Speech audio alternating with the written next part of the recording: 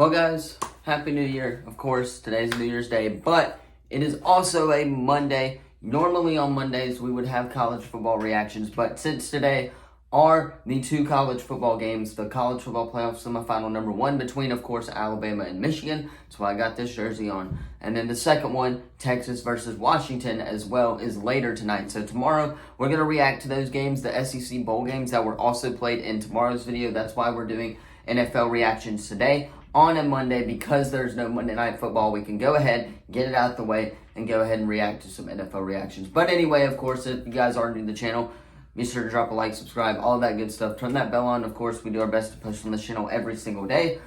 That being said, really quickly, I want to go over the UFL and the USFL news. If you guys have not heard, the USFL and the XFL have merged officially. The Rock has announced. So, the 8 teams that will be included are the Birmingham Stallions from the XFL or USFL, the Roughnecks, the Houston Roughnecks, the Memphis Showboats, and of course the Michigan Panthers. And in the XFL, on the XFL side, you have the Arlington Renegades, you have the DC Defenders, the San Antonio Brahmas, and the St. Louis Battlehawks. So, big announcement from the USFL and XFL coming this weekend from us. So, that being said, let's hop into some NFL Week 17 reactions as we are almost down to playoff time. All right, starting off, of course, the Thursday night game, the Browns beating the Jets and clinching a playoff berth. First of course, we got to take a look at the Jets side of things. Trevor Siemian did not play all that bad. He was 32 of 45, 261 yards, 1 touchdown and 1 interception, of course. Then Breece Hall came in. He was the leading rusher on the day, 13 of 84. He did pretty good as well. And then Garrett Wilson still having really good numbers as well. Just really mad he can't be on a winning team, and that showed towards the end of that game. However, taking a look at the Browns side of things, Joe Flacco lit it up. He was 20 of 29, 309 yards, 3 touchdowns, and 1 interception on the day as well. Kareem Hunt had the rushing touchdown, but Jerome Ford led the team in rushing yards as well.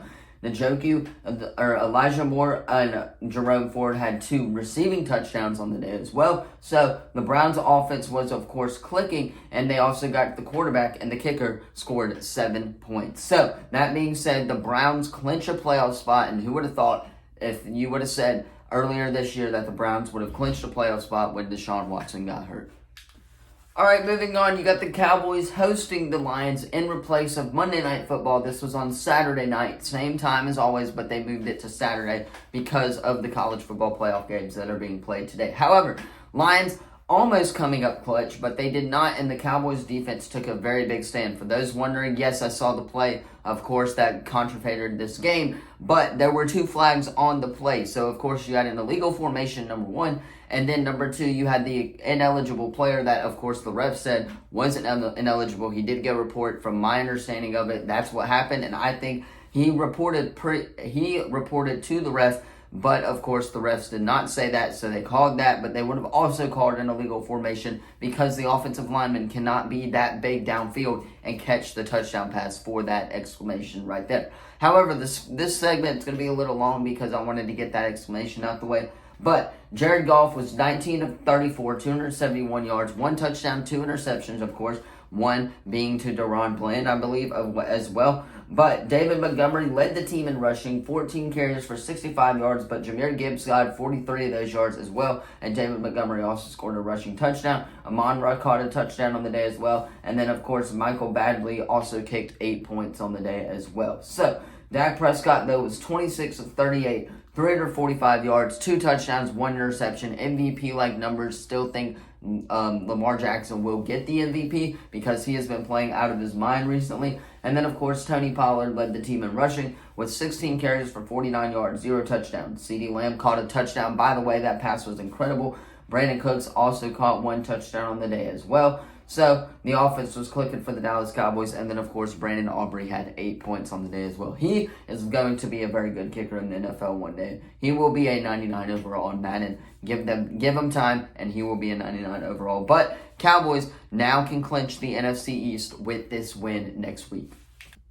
All right, moving on to the next one. It's the Texans obliterating the Tennessee Titans. And the Texans clinched their first winning record in not 3 or 4 years since 2019. So congratulations to the Houston Texans. You guys totally deserve it. There's really not a whole lot to highlight on the Tennessee Titans side of things. I mean, Nick Folk did kick the only 3 points that they had. But looking at the Texans, C.J. Stroud was 24 of 32, 213 yards, 1 touchdown, 0 interceptions. Rookie of the year, in my opinion here. Devin Singletary also led the team in rushing, of course, as well. And then Brevin Jordan caught a touchdown as well. Don't know who that is. But Nico Collins led the team in receiving, 7 of 80 as well. So, Texans got it done as they hold on to their slim playoff hopes.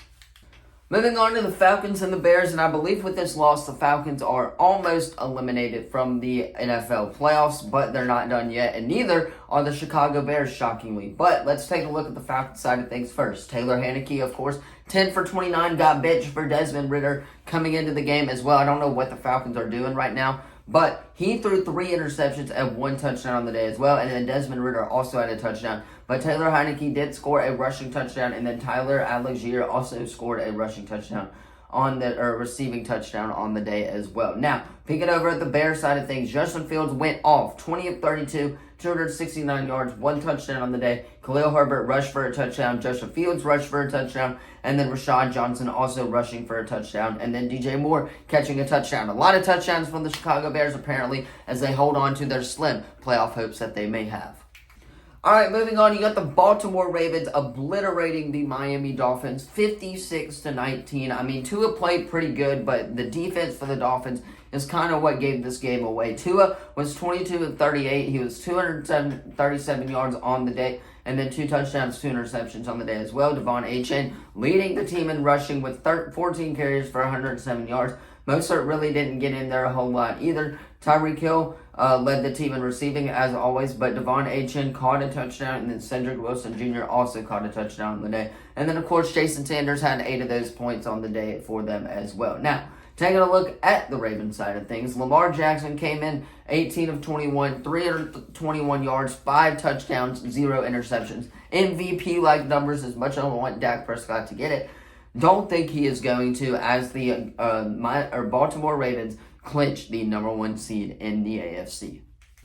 Moving on, you got the Saints going into Tampa and beating the New Orleans Saints. I think I had this pick right this week, as this would be an upset pick on the road in Tampa. However, though, taking a look at the New Orleans Saints, the winning team, 24 of 32, 197 yards for Derek Carr, and 2 touchdowns in the day as well. Taysom Hill kind of got split reps as well. He came in there for a quarterback, 1 for 2 and 11 yards on the day as well. They utilized him very well, I thought, at the quarterback position when they needed to. Jamal Williams led the team in rushing. Kamara did get hurt, but I believe he came back in the game.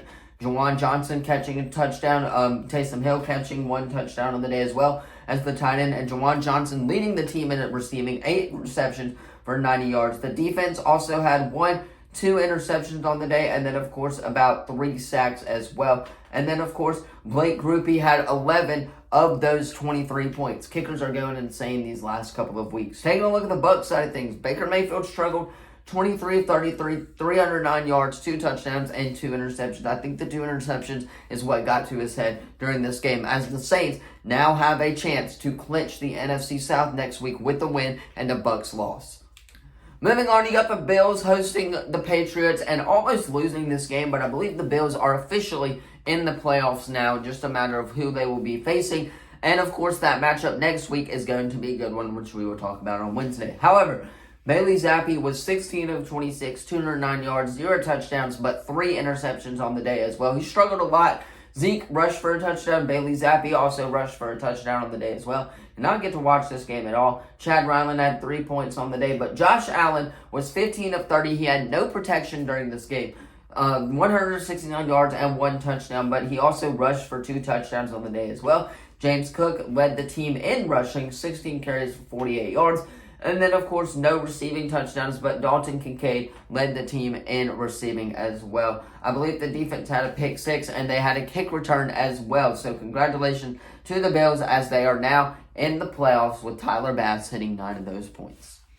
Moving on, you got the Cardinals beating the Eagles. I thought this would be an upset. I think I said that the Eagles would get upset by the Arizona Cardinals on Wednesday. If you guys did not watch that predictions video, go ahead and check that out, though. However, the Cardinals do win on the road in Philly, and Philly may, in fact, be a fraud as well. They've lost like 4 of the last 5 games, I believe, and then, of course, they haven't been playing up to that Super Bowl contending team like we've seen them in the beginning of the year. Let's go ahead, take a look at this, though. Kyler Murray was 25 of 31 to 231 yards, 3 touchdowns, 1 interception. By the way, that interception was the most ridiculous throw I've ever seen from Kyler Murray, though. James Conner is him. It looks to be him. 26 carries for 130 yards, and then on the day, 1 touchdown as well. Michael Wilson caught a touchdown. Michael Carter, and then, of course, James Conner also catching a receiving touchdown. But Greg Dolch led the team in receiving as well. And then, of course, the kicker, Matt Prater, 9 of those points came from Prater. But Jalen Hurts was 18 of 23, 167 yards, 3 touchdowns, 1 interception on the day. He threw an interception. DeAndre Swift was the leading rusher, 13 of 63, of course. And then, taking a look, Dallas Goedert caught a touchdown. Julio Jones caught 2 touchdowns. These Alabama players be getting it done, but their teams just can't win. And then Jake Elliott had 7 of those points. So the Cardinals get what I needed them to get done. Thankful the Lord. Wore my Cardinals jersey yesterday for good luck. And, of course, they get the win over the Eagles, and the Cowboys can now clinch the NFC East. Moving on, you got the Jags shutting out the Panthers. I really don't want to talk about this game, so we're going to go ahead and skip to the next game. David Tepper looks to be out in Carolina, if you're asking me, especially with what after he did during this past game. I really think the Panthers need to fire David Tepper, the owner. He sucks as an owner. He's not that great. Moving on to the next game. All right, moving on, you got the Las Vegas Raiders, going to the Indianapolis Colts and almost coming back, but they are now officially eliminated from the playoffs. Aiden O'Connell, 30 of 47, 299 yards, and 2 touchdowns for the day as well. Zamir White led the team in rushing, and then Devontae Adams caught 2 touchdowns on the day as well for him. So, the Colts, on the other hand, Gardner Minshew looks to be that guy as they hold on to their slim playoff hopes that they can win the AFC South next week. Gardner Minshew, 15 of 32, 224 yards, 1 touchdown. Jonathan Taylor, 21 of 96, 1 touchdown on the day as well. And then Alex Pierce also catching a touchdown and leading the team in receiving. And then, of course, the kicker scored half of those points with 12, I believe. So, that being said, kickers getting it done in the NFL as the Indianapolis Colts hold on to their very, very slim chances of winning the AFC South.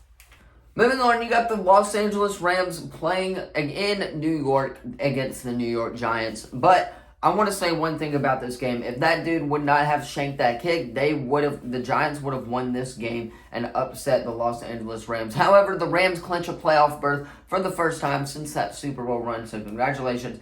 As it looks like Matthew Stafford will be going back to Detroit after Detroit's loss to the Dallas Cowboys. Matthew Stafford was 24 of 34, 317 yards, 1 touchdown, 2 interceptions on the day. Kareem Williams had 3 rushing touchdowns and then, of course, led the team in rushing. Puka also led the team in receiving with 5 receptions for 120 yards. And then Cooper Kupp had 1 touchdown on the day as well. They had about 2 interceptions thrown for the Giants. Tyrod Taylor also had 1 pick, 1 touchdown on the day, 319 yards, 27 to 41, but they just couldn't get it done with the 58-yard field goal that they missed. However, the Los Angeles Rams now clinch a playoff spot. Moving on, you got the Commanders playing host to the 49ers as the San Francisco 49ers now officially clinch the 1 seed in the NFC. The NFC runs through the San Francisco, rather. There's too many teams in the NFL to keep up with nowadays. However, the Cardinals almost winning. They were up 10-0 at one point, and then they allowed them to come back. Of course, that happened, and the 49ers get the win in Washington as they now clinch the number 1 seed. Go celebrate, San Francisco. You played a great game, except for those first few minutes. Moving on, you got the Steelers going into Seattle, and Mike Tomlin has done it. He has a winning record all 17 seasons he has been in the NFL. No coach has been able to do that in the NFL. So Mike Tomlin is a really good coach. Of course, it's just not it's a roster problem for the Pittsburgh Steelers. But they hold on to slim playoff hopes as they get the win in Seattle, as Seattle looks to not get this win. However, Mason Rudolph was 18 of 24, 274 yards, 0 touchdowns. Najee Harris had 2 rushing touchdowns as he went off 27 for 122, led the team in rushing. Jaylen Warren also had 1 touchdown on the day as well. So congratulations as the Pittsburgh Steelers play for a playoff spot next week.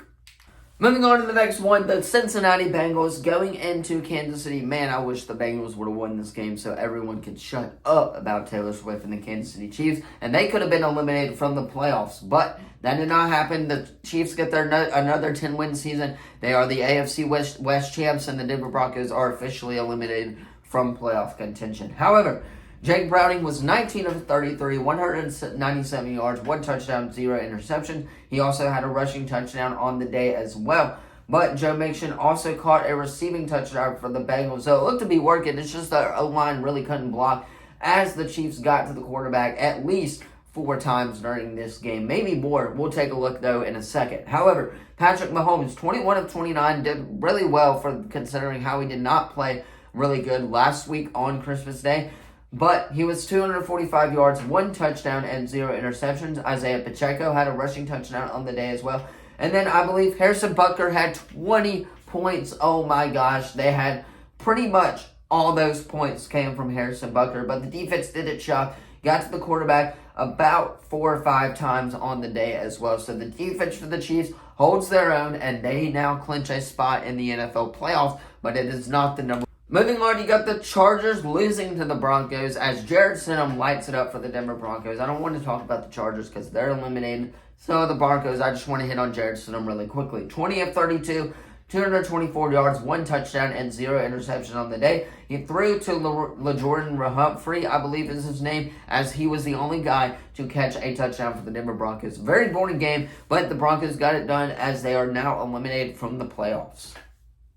Moving on, you got the Packers going to the Minnesota Vikings. Of course, I watched a little bit of this game. I kind of was off and on with this game. I was somewhere else, did not have time to watch all of it, but the Vikings managed to score a touchdown from what I saw. However, Jordan Love played out of his mind. 24 of 33, almost 300 yards, and 3 touchdowns as well, as the Packers now win, and they're in next week.